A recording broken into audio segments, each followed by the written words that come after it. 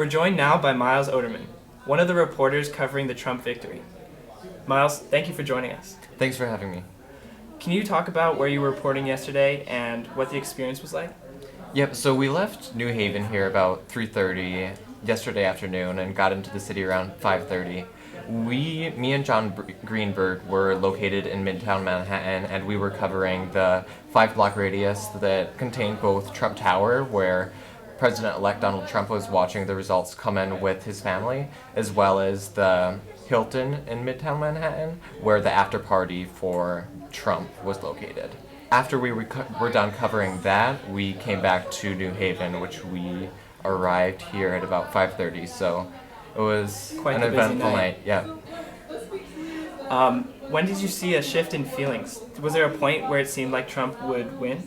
Yeah, so during the start of the night, a lot of people who were passing by, commuting from and to work, saw Trump supporters and really didn't take notice in them. Yet the Trump supporters were very energetic. It seemed like they thought that Trump was going to win, even though polls were showing that Hillary was likely to win.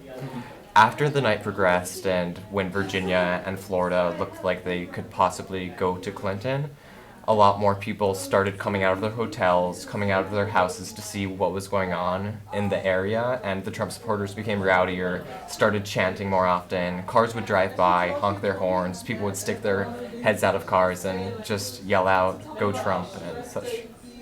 Wow. Can you talk about some of the people that you interviewed? What were their feelings on the night? A lot of people that I interviewed were located throughout the states. There was a man from Florida who had read The Art of the Deal, one of Donald Trump's books, and had found a lot of motivation in it, and he was very excited to see Trump elected president because he had so much admiration for the guy. And there was also some women from both Florida, Rhode Island, New Jersey, who were all there to visit the Trump event and to spend the night in hotels surrounding the area just to partake in the festivities. What was your takeaway from this experience as a journalist? Yeah, so I would say I had two main takeaways. The first one was not to go into a story having some sort of preconceived idea of what was going to unfold that night. I think a lot of reporters went in expecting a Clinton victory, and that didn't turn out. So I think it's important to make sure you expect different situations and don't take an angle to a story right away, just see what develops and go with the flow with that. Another point that I realized is when you cover an emotionally charged event, you should try to make sure your emotions are not in the event. When people were writing up the final story announcing the Trump victory, I saw a lot of journalists shedding tears because they were upset with what actually happened, and I had troubles as well writing the story. I tried to take my emotions out of it, no matter what the outcome was, and try to go into it with a more open mind, and future stories will probably be covered better because of that.